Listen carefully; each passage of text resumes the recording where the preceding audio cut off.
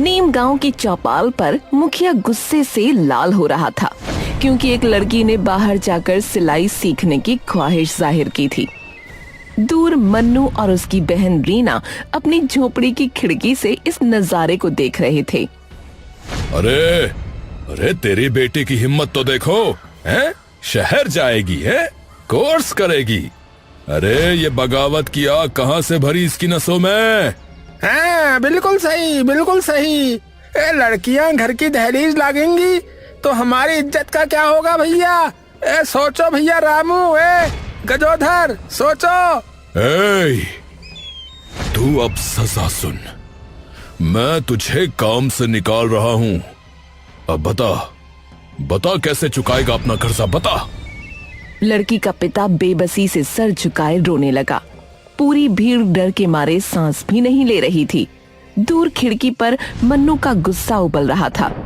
देखा भैया, एक छोटे से सपने की यहाँ कितनी बड़ी कीमत चुकाई जाती है। हाँ, लेकिन मुखिया मैरिज हॉल भी तो चलाता है ना, जहाँ वो लड़कियों की शादी मुफ्त में भी कराता है। यहाँ तक कि लड़के भी खुद ढूंढता है उनके लिए। तो भले ही मुखिया पुरानी सोच वाला होगा, पर लड़कियों का भला ही सोचता है वो तो। ये भलाई नहीं है, सिर्फ ससुराल ही लड़की की मंजिल नहीं होती भैया। तभी दूर से एक तेज आवाज आई। सबकी नजरें सड़क पर गईं। एक चटखीले रंगों वाला पुराना फूड ट्रक धूल का बादल उड़ाता हुआ चौपाल के सामने जा ठहरा और अंदर से एक सरदार जी उतरे। आओ जी, सत श्री अकाल भाइयों। आओ जी, इस बेजुबान ट्रक को जो है थोड़ी देर के लिए यहाँ आसरा मिल जाएगा क्या? आसरा इस आवारा राक्षस को हमारी पावन धरती पर कभी नहीं। यहाँ बाहरी लोगों को नहीं आने देंगे। ले जाओ इसे। आओ मुखिया जी, और मैं हरप्रीत सिंह। आओ जी, बस कुछ ही दिन के लिए आप लोगों को अपने चलते फिरते ढाबे का स्वाद चखाने आया हो जी। अरे रहने दीजिए ना मुखिया जी, वैसे भी यहाँ कोई ढाबा नहीं है। 2-4 दिन ये रह लेगा तो बढ़िया ही हो जाएगा। हाँ मुखिया जी, मेरा भी मानना है कि थोड़े दिन रहने देना चाहिए। हाँ, रहने देना चाहिए। हाँ, रहने दो। सरदार जी की आवाज में एक जादू था जिसने भीड़ को मंत्र मुग्ध कर दिया था। मुखिया मना करना चाहता था, लेकिन कोई वजह न ढूंढ सका तो चुप रह गया। आओ जी, तो फिर ठीक है। ओ जी, आओ जी, आओ। और सब लोग एक बार यहाँ का खाना खाकर बताओ। सरदार जी के ट्रक से उठती मसालों और ताजी रोटियों की खुशबू ने पूरे गांव का दिल जीत लिया। मगर मन्नू की नजर सरदार जी के हाथ में चमकते उस फोन पर अटकी रही, जो एक आम ट्रक वाले की पहुंच से बहुत दूर होना चाहिए था। अरे ये क्या? एक ट्रक वाले के पास कम से कम 1-1.5 लाख का फोन? ये कैसे हो सकता है? कहीं कोई गड़बड़ी तो नहीं है? अरे बाप रे, ये सब्जी ऐसे लग रही है जैसे मेरी दादी के हाथों का जादू हो इसमें। हाँ भाई, ऐसा लगता है जैसे खाना जो है स्वर्ग से उतर आया हो। हा, मैंने तो थाली के साथ साथ चम्मच के साथ साथ जो है अपने हाथ तक चाट लिए भैया। हा। रीना, उसका फोन तो देख, वो 1-1.5 लाख का लग रहा है। नहीं तो सोच जरा, एक ट्रक चलाने वाले के पास इतना महंगा फोन कैसे आया होगा? भैया, कहीं ये कोई गलत आदमी तो नहीं? कुछ गड़बड़ लगती है। इसी बीच मुखिया और लल्लन ट्रक से दूर खड़े होकर सरदार जी पर नजर रखे हुए थे। अरे लल्लन, सुन जरा। अरे ये बाहर वाला, मुझे ऐसा लगता है कि सिर्फ खाना बेचने ही नहीं आया है। इसकी मंशा मुझे कुछ और ही लग रही है। क्या कहता है? हाँ, सही कहा मुखिया जी। मुझे भी ऐसा ही कुछ लग रहा है। जैसा आपने कहा, एकदम 100% की खरी बात कही आपने। पर मुखिया जी, अगर इसकी मंशा कुछ और लग रही है तो फिर क्या करें मुखिया जी? सोचना पड़ेगा। सुन, एक काम करते हैं, रात को चुपके से इसके ट्रक के आसपास जाकर के जायजा लेकर आएंगे। मुझे ऐसा लग रहा है कि कुछ ना कुछ गड़बड़ जरूर मिलेगी। हाँ हाँ हाँ, बिल्कुल बिल्कुल सही मुखिया जी, बिल्कुल सही कहा आपने, ठीक है।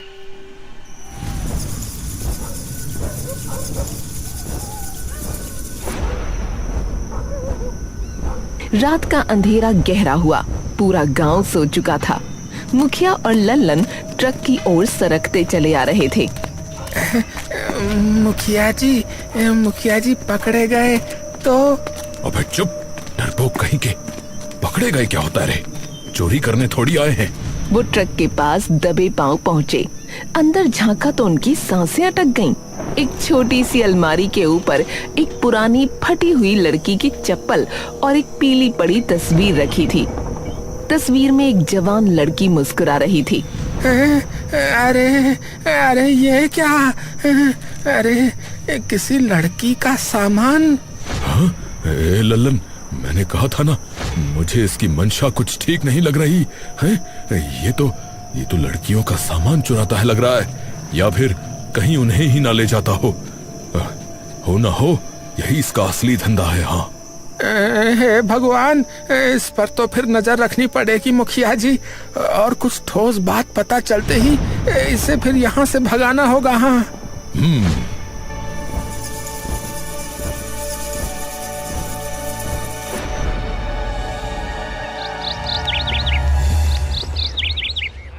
अगले दिन सरदार जी ने घोषणा की कि जो भी आदमी अपने घर की किसी महिला को साथ लाएगा उसका खाना मुफ्त। ओ आहो जी, ओ आप लोग अकेले अकेले मेरे ढाबे के खाने का मजा क्यों ले रहे हैं जी? अरे अपने घर की माताओं बहनों को भी लेकर आइए। ये सुनकर कुछ लोग हंसे, कुछ नाराज हुए, पर कुछ ने हिम्मत दिखाई। रीना भी मन्नू के साथ आई, मगर उसकी आंखों में पहली बार बाहर की दुनिया देखने की एक चमक थी। लो जी पुत्र, आराम से बैठकर खाओ। और तुम्हारी राय जो है ना, वो सबसे ज्यादा कीमती है। आप मेरी राय पूछ रहे हैं? ओ क्यों नहीं जी, वो जो खाना खा रही है उसकी जुबान का स्वाद ही तो असली फैसला है कि नहीं? ये देखकर मुखिया का खून खौल उठा। उसने अपनी जहरीली योजना शुरू की। वो गांव के कोने कोने में फुसफुसाता फिरने लगा।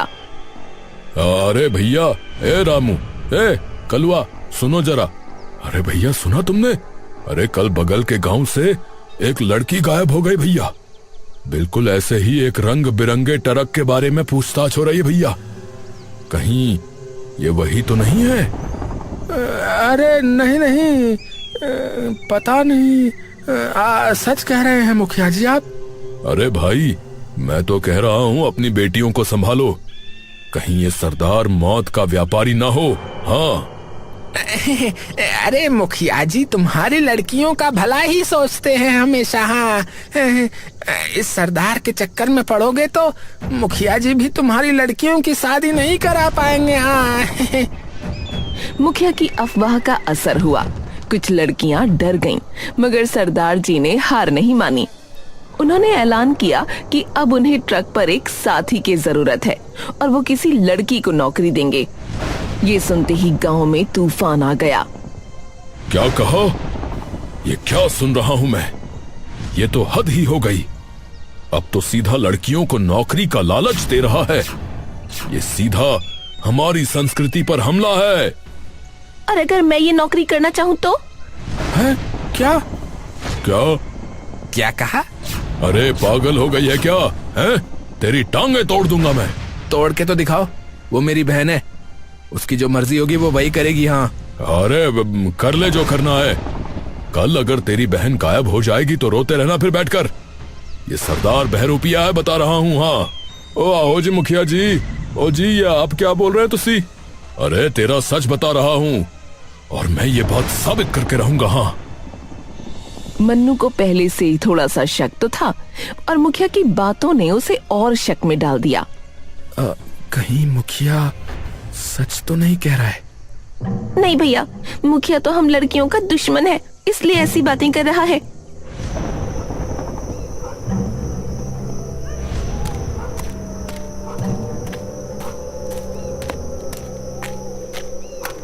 पर उस रात मन्नू चुपके से ट्रक के पास गया। उसने देखा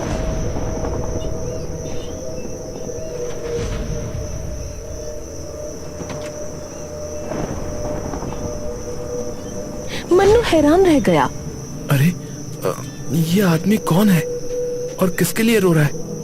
और ये चप्पल और तस्वीर किसकी है?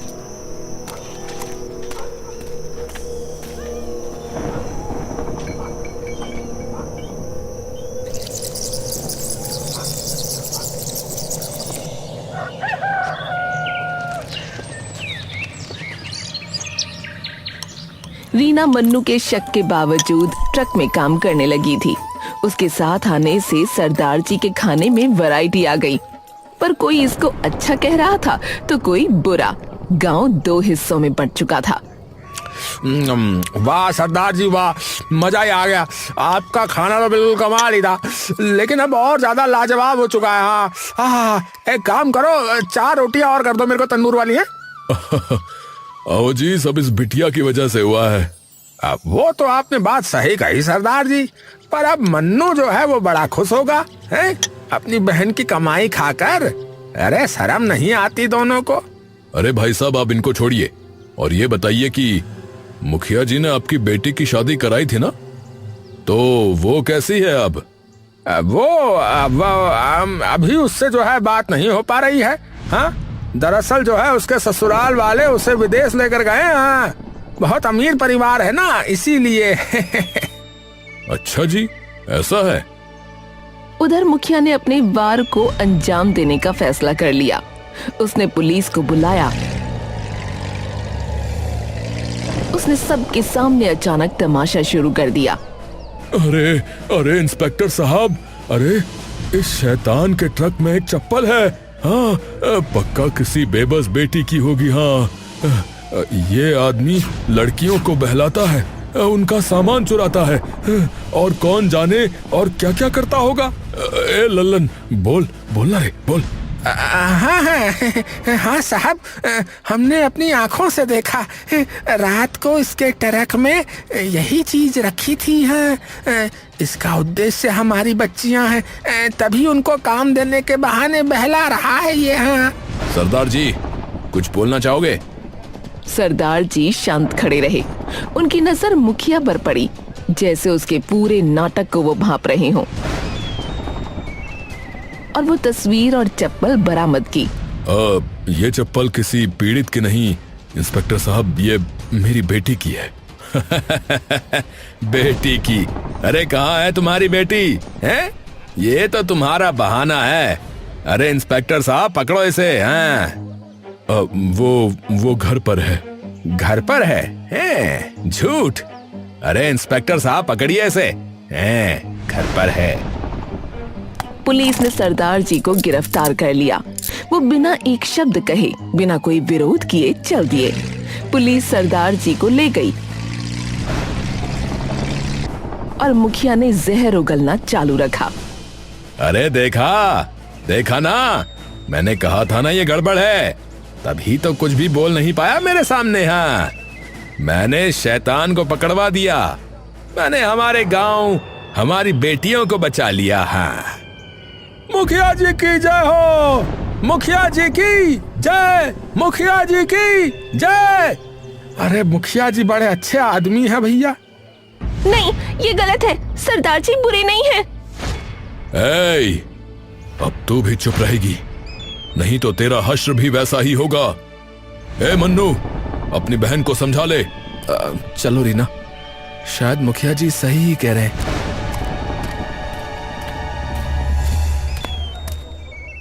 मुखिया जी, मुझे कुछ कहना था। बात दरअसल ये है कि जो है हमारी बेटी से बात नहीं हो पा रही है। जो है अगर आपके पास कोई नंबर हो तो हमें दे दीजिए। उसके ससुराल में बात करनी थी। अब अरे वो लोग बाहर गए हैं कहीं, आएंगे तो खुद करेंगे। आदमी कुछ न बोल सका। उधर रीना ने फैसला किया कि वो थाने जाकर सच्चाई जानेगी। उसने सरदार जी से बात करने का सोचा। वो थाने जाने के लिए निकली, पर जैसे ही वो गांव से निकलने लगी, मुखिया रास्ते में खड़ा हो गया। अरे कहाँ जा रही है बेअदब लड़की? थाने? सरदार की जासूसी करने? मुझे सच जानना है। सुन ले, अगर तूने एक कदम भी आगे बढ़ाया तो तेरे भाई मन्नू की छोटी सी दुकान इस हफ्ते में इतनी बदनाम हो जाएगी कि कोई उसका मुंह नहीं देखेगा। उसे गांव से भागना पड़ेगा, समझी? रीना भौचक्की रह गई। उसकी हिम्मत टूटती दिखी। मुखिया घूम कर चला गया।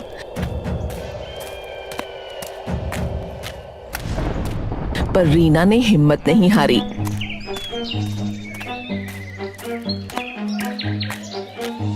डर को दबाते हुए वो छुप कर थाने पहुंची। कुछ भी हो, मैं सच जानकर रहूंगी। आखिर सरदार जी की वजह से ही मैं घर से बाहर निकल पाई, कुछ काम कर पाई। वो बुरे नहीं हो सकते। जब वो उस कमरे में घुसी जहां सरदार जी होने चाहिए थे, तो उसकी आंखें फटी की फटी रह गईं। सरदार जी आराम से कुर्सी पर बैठे थे। उनके सामने चाय का कप था। एक सीनियर इंस्पेक्टर उनसे हंसकर बातें कर रहा था। ये क्या माजरा है? आप तो आराम से बैठे हैं। आ जाओ बेटी, आ जाओ, बैठो। पुलिस को आपने खरीद लिया? पैसे से हल हो गया सब? ये सब चल क्या रहा है? मेरे भाई ने बताया था कि आपके पास 1,00,000-1,50,000 का मोबाइल है। मुझे कुछ समझ नहीं आया, पर अब सब समझ आ रहा है। अरे बेटी, तुम अब भी गलत ही समझ रही हो। ये हरप्रीत सिंह साहब हैं, पुलिस के पूर्व डीएसपी हैं ये। रीना का सर चकराने लगा। सरदार जी ने वो पुरानी तस्वीर उठाई। ये मेरी बेटी प्रीत है। 5 साल पहले मैं उसे पढ़ाई के लिए शहर भेजना चाहता था। मेरे ही परिवार वालों ने रोक दिया। कहा लड़कियां इतना पढ़ लिख कर क्या करेंगी, और जाने क्या सोचकर मैं भी उनकी बातों में आ गया। पिताजी, कम से कम आप तो मेरी बात समझिए। अरे समझ चुका, इससे ज्यादा नहीं समझ सकता। क्या आप मेरे लिए लड़ नहीं सकते? लड़ने की कोई वजह भी तो होनी चाहिए बेटा। क्या मेरी आजादी बड़ी वजह नहीं है? अरे तू तो ऐसे बात कर रही है जैसे मैंने तुझे बांध कर रखा है यहाँ। बकवास मत कर, चल सो जा। और उसी रात वो घर से भाग गई। छूट गई तो उसकी बस ये एक चप्पल। प्रीत और उसकी दूसरी चप्पल दोनों आज तक नहीं मिले। क्या?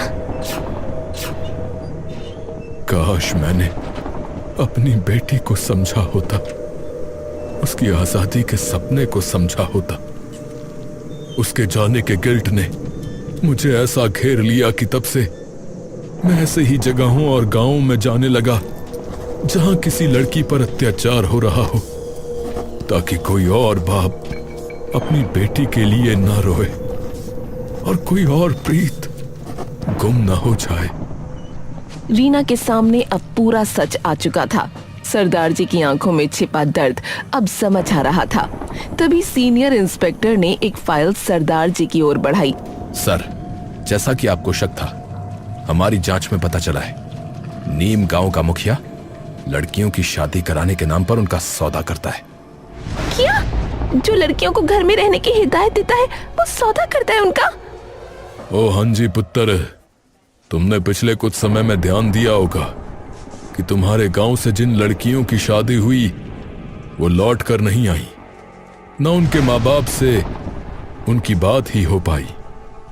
असल में शादी के नाम पर मुखिया ने उन्हें अगवा कराया था, फिर उनका शहर में सौदा कर दिया। इसीलिए उसने आपको रोकना चाहा, इसीलिए उसने झूठी अफवाह फैलाई। पर आपका प्लान क्या था? आप आए, अपना खाना बेचा और अब पुलिस स्टेशन में आकर बैठ गए। आपने किया क्या? मैंने तुम्हें और तुम्हारे जैसी और लड़कियों को आजाद किया, और जो सबूत मुझे मुखिया के खिलाफ चाहिए थे वो मुझे मिल चुके हैं। दिन में खाना बेचा और रात में मुखिया की तहकीकात करी। अब हमारे पास सबूत हैं बिटिया। अगले ही पल पुलिस की गाड़ियां नीम गांव की ओर दौड़ पड़ी। चौपाल में मुखिया अभी भी अपनी झूठी जीत का ऐलान कर रहा था कि पुलिस ने उसे घेर लिया। इस गांव के मुखिया रामधारी सिंह, तुम्हें मानव तस्करी और पुलिस को गुमराह करने के आरोप में गिरफ्तार किया जाता है। हैं? अरे ये क्या मजाक है? मैंने तो गांव को बचाया। मैंने गांव को बचाया है। सरदार जी ने सबके सामने एक वीडियो प्ले की जिसमें मुखिया लल्लन से लड़कियों की तस्करी को लेकर बात कर रहा था। माफ कर दो साहब, माफ कर दो साहब, मुझे मजबूर किया इसने कहा था कि अगर मैंने इसका साथ नहीं दिया तो ये मेरी बेटी को भी भेज देगा शहर, तभी किया मैंने साहब। अरे मैंने अरे भाई चल, अब मैं करते हुए बकरी मत बन, अब तो तेरा हम बकरा बनाएंगे। पूरा गांव सन्न रह गया। उनका रक्षक असल में उनका भक्षक निकला। मुखिया और लल्लन को पुलिस ले गई। फिर सरदार जी ने ट्रक की चाबी रीना की तरफ बढ़ाई और बोले, ये ट्रक अब मेरा नहीं रहा पुत्र, ये अब उन सभी बेटियों का है जिन्होंने डर के आगे झुकने से इनकार किया। रीना, ये चाबी तुम्हारे हवाले बेटिया। लेकिन आप? मेरी तलाश अब भी जारी है बेटिया। मेरी प्रीत का पता नहीं, पर अब मुझे यकीन है कि कहीं ना कहीं कोई ना कोई उसे भी हिम्मत दे रहा होगा। तुम यहां उसकी आवाज बन जाओ पुत्र। वो चाबी रीना के हाथ में रखकर सरदार जी बिना पीछे मुड़े देखे चले गए।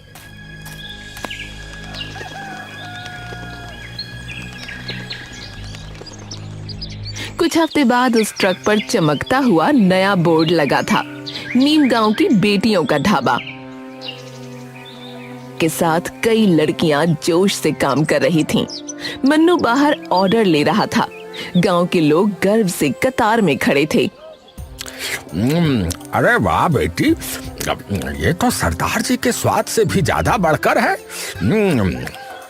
क्योंकि अब इसमें हमारी आजादी का मसाला भी मिला है दादा। 1 महीने बाद की बात है।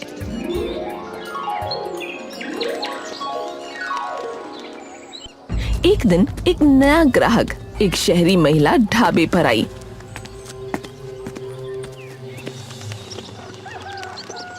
उसने रीना को एक लिफाफा दिया। ये सरदार जी ने दिया है, कहा है कि बेटी रीना को देना।